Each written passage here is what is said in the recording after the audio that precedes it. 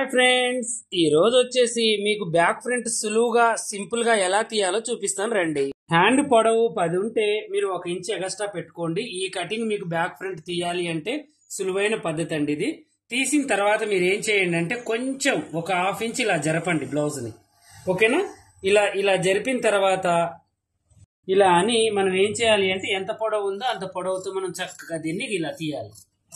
చూడండి, ఇలా ఈ మినిమం వచ్చేసి 1.5 ఇంచెస్ అలా పొడవు పెట్టుకున్నా కూడా వెడల్పు పెట్టుకున్నా కూడా పర్వాలేదు.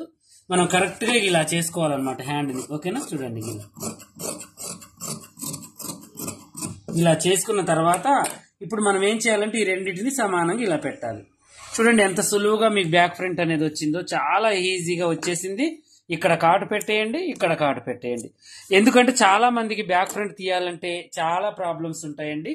ఈ టిప్ మీరు తెలుసుకోండి, చాలా చక్కగా ఉంటుంది. చాలా ఈజీగా మీకు బ్యాక్ ఫ్రంట్ అనేది తీయడం వస్తుంది. ఓకేనా?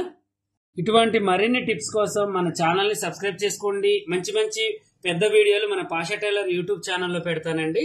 అది కూడా చూసి మీరు ఇంకేమన్నా ప్రాబ్లమ్స్ ఉన్నా కూడా మీరు యూట్యూబ్ లోకి వెళ్ళి పాషా టైలర్ అని సెర్చ్ చేసి చూసుకోవచ్చు. ఓకేనా?